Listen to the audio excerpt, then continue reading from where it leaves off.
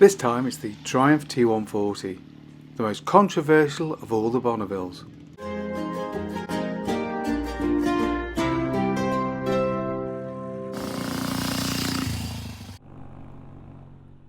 Now before we start, don't forget to like and subscribe, it really does help us create future content. Now the Bonneville story really starts with the Tiger 110 in the mid-50s. The Americans of course wanted more horsepower out of the thing, so in 1959 Triumph reluctantly added a second carburetor to create the Bonneville model. The first Bonnevilles looked just like the Tiger 110, so were perhaps a little conservative for the American market. As a result, at the end of '59, Triumph completely restyled the bike for the 1960 model year, giving the machine its classic look. And there's no doubt that these early 1961, 1962 pre-unit jobs are perhaps the best looking Bonnevilles of the lot, and the most collectible today. But the machine isn't completely perfect, what is after all? The engine required refinement and there were some modifications to the top end. While at the bottom end, the engine required a one-piece crankshaft over which a flywheel weight could be threaded, and the chassis was most certainly not the best available.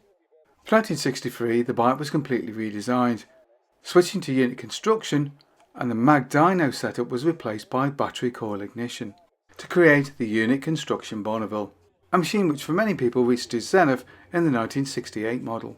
By this time the engine performance was pretty much at its peak, and the chassis was now at a level where it could compete with the opposition.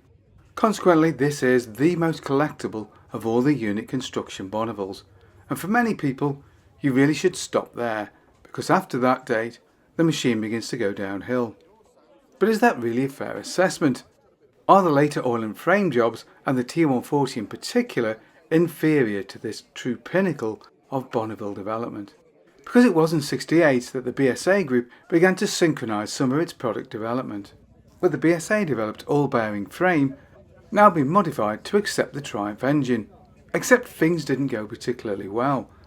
The engine initially didn't fit in the frame, and the seat height was deemed unacceptably tall.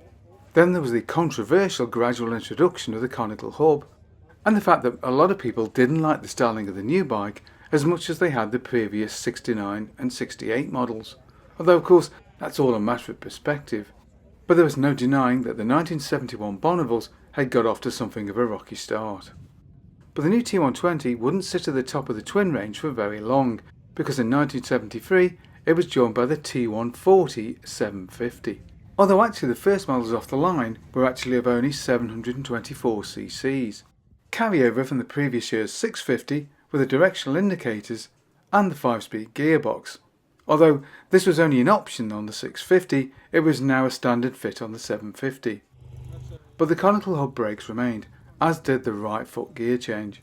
The excessively tall seat height of the early 650s had long since been cured, and the all-bearing frame did provide the machine with excellent steering, despite what you may hear elsewhere. The enlarged engine featured an improved bottom end in comparison to the earlier 650, and after the first few had left the factory, the engine was enlarged again to 744 cc's, with a bore and stroke of 76 by 82mm. There were two 30mm concentric carburetors, and compression ratio was 7.9 to 1, enough to give the machine a claimed 49 horsepower at 6,500 rpm. The machine weighed in at 395 pounds, and top speed was around 111 miles an hour. Initially the machine was slow to gain acceptance, especially with the earlier 650 still in production alongside it, which was seen as more revvy and more sporty, and was less vibey too. But the T140 was more softly tuned and more torquey. The top end of the engine had been beefed up, as had the transmission. But events were about to overtake the T140, with the collapse of BSA Group in late 1973. This would lead to the shotgun wedding with MVT, and would see Dennis Poor of MVT taking over control of both companies. And it was he who would make the decision to close the Meriden plant and move production over to Small Heath in Birmingham, where the 3-cylinder engines for the Trident were already being assembled. This would of course ultimately lead to the workers sitting at Meriden, meaning that during the early part of 1974 the Trident was the only large capacity Triumph available, but only because this machine was being assembled at the BSA plant in Small Heath. And it was not until the midpoint of the year that any machines began to emerge from Meriden, with the T140 now being produced by the workers' cooperative there. Initially these were 1973 models which had been left at the factory, and these machines did show some evidence of hasty completion, something which did little to enhance the reputation of the T140. However, by the following year the cooperative was in full swing, and an updated version of the T140 was put into production. The front disc brake was now a standard fitment, and to meet American regulations the gear change had been moved over to the left side, although this didn't seem to adversely affect its operation. Sales of the T140 did gradually pick up, a good thing too, because production of the T160 would cease at the end of the year. 1977 would see the Silver Jubilee. Triumph would introduce a commemorative version of the T140, a tactic which would prove effective over the next few years. Despite this, build quality would prove a problem, with the machines being built on antiquated machinery and very limited funds to do much about it. Despite this, sales of the T140 would remain strong, and it would in fact be the best-selling 750 on the British market during the mid-70s. Although given the rather depressed state of the British big bike market by that point, this isn't really saying very much. 1979 would see the introduction of the T140E. This machine featured electronic ignition, a revised cylinder head, and a new set of carburettors, all aimed at meeting the tougher regulations now being introduced into the US market. And it was this revised E model which would form the basis of all subsequent Triumph Bonnevilles. And Tigers, of course, with around 20,000 machines being completed to this design before the end of production. The first variant would be the T140D with its custom-based styling. This would prove popular and would later be replaced by the TSX with updated funky 80s styling and cast wheels, and an electric start as an option. Whew. Although by this point the machine was beginning to struggle to meet the even more stringent regulations being introduced across the world, something which would severely hamper the company's ability to remain profitable. And by this point the machine was being seen as something of an anachronism, something which probably affects the machine's reputation to this day. Okay, it may not be as smooth as the earlier 650, but it's not that much worse. And in fact, having owned one of these machines for quite a few years, I've found it perfectly acceptable at speeds up to around 80 miles an hour. Much beyond that, and you realise you were really pushing your luck, as the vibration builds and those indicators point up towards the sky.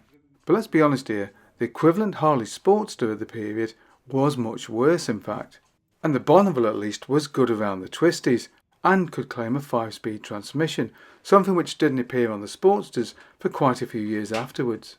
The machine may have been crude, but it was also simple and very easy to maintain. Factors which can make it a very attractive choice if you're looking for a classic bike today. And including the various variants, there are an awful lot of T140s out there. 1981 would see the royal wedding of Lady Diana Spencer and Prince Charles, and this would see the last of the limited edition commemorative Bonnevilles, with its chrome tank and beautiful gold pinstriping.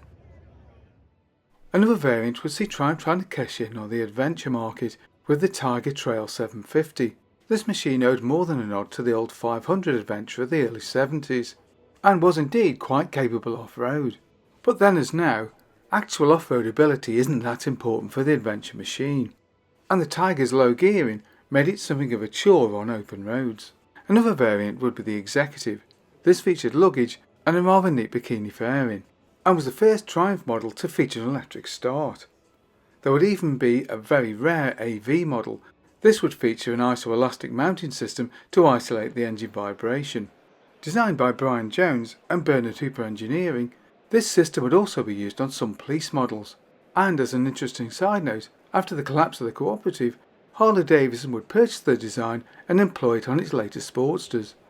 But the last 750 to actually leave the factory was a TSS.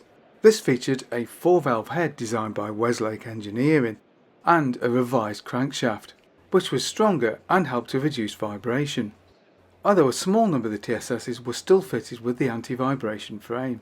The 4-valve system helped to increase power from 46 horsepower to a claimed 58 and around 120 miles an hour. Some of the castings on the TSS were said to be porous. Nevertheless, Triumph envisaged an increased range in 1983 and 84, which would have made greater use of the 4-valve head. This was envisioned as an effective stopgap, while the dual overhead cam Diana project was under development. Another development at this end stage of the company was the TR65 Thunderbird. This was effectively a short-stroke version of the Tiger 750, and the end product was a smooth and very likeable machine indeed, and one which is unfortunately something of a rarity today. It was envisioned as something of a low-cost alternative, with an all-black Siamese exhaust system and the omission of the rev counter. The engine casings were painted black rather than polished aluminium. Although in the chaos of those final days, specification can vary a little between machines. A more sporty model, the 600 Daytona, was also designed, but only one prototype was actually completed before the company went bust. But the collapse of the company in 1982 wasn't quite the end for the old T140. While John Bloor would purchase Triumph assets and would build housing on the old Meriden factory, he would allow Les Harris to build a number of Bonnevilles down in Newton Abbot and Devon between 1985 and 1988, although the strict terms of the licence meant that he couldn't use an electric start or fit the AV system. However, built on more modern machinery, the tolerances on these Bonnevilles are somewhat tighter than on the later Meriden bikes. This can make them an extremely good choice if you're looking for a real workable Bonneville. But the Harris Bonnevilles don't come up for sale too often. So the T140, Triumph's worst parallel twin, or just maybe a very unappreciated classic. What do you think?